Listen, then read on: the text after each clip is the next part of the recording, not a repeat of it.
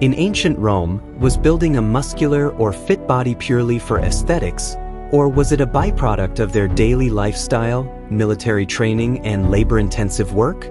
Could some of the practices and approaches used by the Romans to build strong bodies be connected to modern fitness concepts?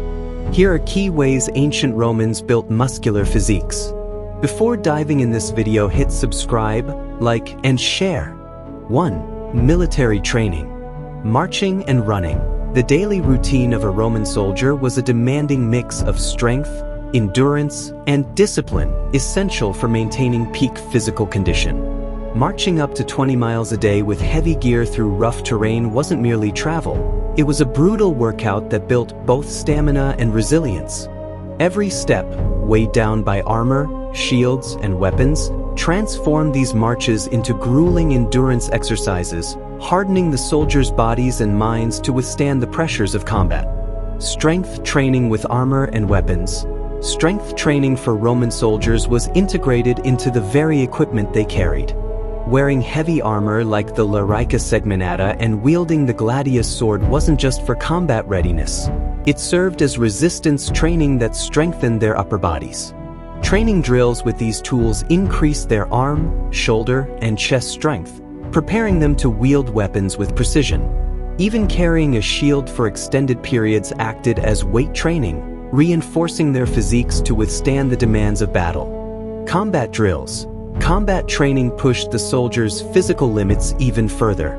Through wrestling, sparring, and mock combat, they developed explosive power, agility, and endurance essential for close-quarters fighting. This training wasn't just about brute strength. It emphasized agility and adaptability, teaching soldiers to react swiftly in armor while conserving energy for extended engagements. The result was a balanced and resilient body, perfectly suited for the realities of war. Construction and engineering tasks. Roman soldiers also took on the role of builders, constructing roads, bridges, and fortifications. The physical labor of lifting heavy stones, digging, and hammering functioned as a practical workout, strengthening their backs, legs, and arms. This construction work contributed to their overall muscle development, making them not just fierce warriors but also skilled engineers. Their strength, built through both training and labor, was fundamental to the Roman Empire's military success and lasting legacy. 2. Manual labor and daily tasks. Agriculture. In traditional agriculture, farmers engaged in daily tasks that demanded immense physical strength and endurance, from tilling fields to harvesting crops. Their labor mirrored what we now recognize as functional fitness, as the repetitive actions of lifting, pushing, and pulling built muscular strength while connecting them deeply to the land. Each movement had purpose, rooted in the necessity of survival, making physicality an essential part of their way of life. Construction work. Similarly, historical construction workers shaped their world through physical might, moving heavy stones, wood, and materials by hand. Their bodies were sculpted by the labor of lifting, carrying, and building, naturally developing strength and endurance. This primal form of strength training not only reflected their dedication but also became the backbone of the civilizations they helped construct. Both farmers and builders embodied a unique, purpose-driven fitness, with their strength directly tied to the act of creation and survival. 3. Gladiatorial training. Strength and combat training. In ancient times, gladiators trained rigorously in ludi, gladiator schools, which were designed not just to teach combat, but to shape warriors for the brutal arena. These schools focused on preparing gladiators with skills for survival, emphasizing mastery over a range of weapons like swords, spears, and tridents, as well as unarmed combat techniques. Gladiators worked tirelessly to build explosive power, agility, and resilience, pushing their physical limits to ensure they could withstand the violent challenges of the arena. Weight training. Strength training was also a critical component of their preparation. Without modern equipment, gladiators used natural weights like stones and logs, similar to today's strongman competitions. This method of weight training helped build raw, functional strength that was essential for wielding heavy weapons with skill and power.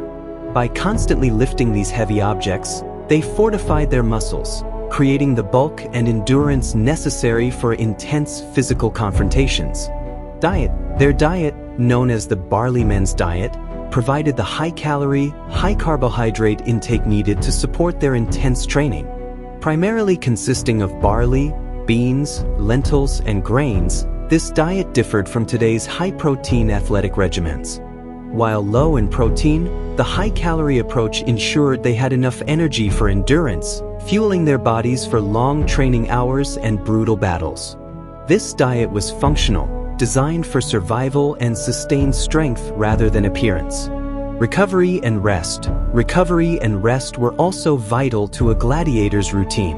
Despite the harshness of their lifestyle, they were provided with massages and treatments to heal their bodies, much like modern athletes who incorporate massages and therapy into their routines. This focus on recovery helped gladiators maintain peak performance, allowing them to heal and grow stronger before returning to training and combat. This balance of intense training, diet, and recovery reflected a structured approach to fitness, not unlike the regimen followed by athletes today. 4. Athletic competitions and public games. Wrestling and pugilism. Boxing. In the ancient arenas, wrestlers and boxers became symbols of strength and resilience through their brutal training and intense contests. Wrestling tested not only physical power but also technique, agility, and mental toughness, as athletes grappled to outmaneuver their opponents with core stability and upper body strength. Boxing added an extra level of intensity, as leather-wrapped fists clashed in grueling matches of endurance and precision. These athletes were revered for their physical prowess and the disciplined control they displayed, captivating audiences with every clash. Chariot racing. Charioteers, though often overshadowed by the more muscular gladiators, embodied a different kind of strength in the perilous chariot races. Guiding powerful teams of horses at breakneck speeds, they relied on stamina, grip strength, and intense focus to navigate dusty, danger-filled tracks. Charioteers balanced both physical and mental endurance as they steered their chariots with precision and daring, racing not only for victory but for survival. Their skillful and courageous performances thrilled the crowd, showcasing the ultimate dance between man, beast, and danger. 5. Public baths and physical culture. Roman baths. In ancient Rome, the baths served as hubs of social and physical wellness, where citizens gathered not only to cleanse but to rejuvenate both body and mind. Featuring a series of hot, cold, and steam rooms, the baths provided a therapeutic ritual that eased tension, stimulated circulation, and promoted muscle recovery. Romans would immerse themselves in the warm caldarium or take a bracing plunge in the frigidarium, experiencing a blend of relaxation and physical restoration. Exercising in palestra. Many bath complexes also included palaestri, open courtyards where people could engage in physical activities like wrestling, ball games, and calisthenics. These spaces encouraged Romans to build strength, endurance, and overall fitness, transforming exercise into a communal pursuit rather than a solitary one. The baths and exercise areas together promoted a culture of vitality, bonding society through shared goals of health, strength, and resilience. 6. Diet and nutrition. High-carbohydrate diet. In ancient Rome, the diet of soldiers, laborers, and gladiators centered around high-carbohydrate staples like barley, wheat, and legumes. These simple yet energy-rich foods provided the fuel necessary for long, physically demanding days and rigorous training. Whether working in the fields or fighting in the arena, these carbohydrates formed the core of Roman nutrition, giving strength and endurance to those who relied on their bodies to survive. Meat and protein sources. While meat was a luxury mostly reserved for the wealthy, Roman soldiers and workers occasionally consumed protein from sources like fish, eggs, and cheese. Although not as abundant as in modern high-protein diets, these foods were crucial for muscle repair and recovery when available. This occasional protein intake helped them maintain resilience, enabling them to handle the daily physical strain of their tasks or battles. Olive oil and fats. Olive oil, a cherished Roman staple, provided the essential fats that rounded out their diet.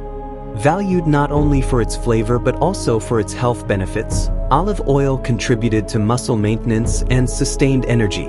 By combining carbohydrates, proteins, and fats, the Roman diet created a balanced source of nutrition that equipped soldiers, gladiators, and laborers with the strength they needed to meet the demands of their physical lives. 7. Philosophy and physical fitness. In ancient Rome, Stoic philosophy emphasized that a disciplined, resilient body was as crucial as a sharp mind, not for vanity but for preparedness and self-mastery. Physical strength was viewed as a duty, a form of mental fortification, and a way to be ready for life's hardships and serve the state. For the Stoics, each workout and every act of endurance symbolized virtue and dedication to the common good. In a world of constant adversity, cultivating both inner and outer strength was seen as the true path to honor, making physical discipline an act of quiet loyalty to Rome itself. Conclusion: ancient Romans didn't have gyms or modern equipment, but their physical lifestyle, from military duties to gladiatorial combat and manual labor, naturally built strong, muscular bodies. These practices show parallels with modern strength training, emphasizing endurance, functional strength, and conditioning.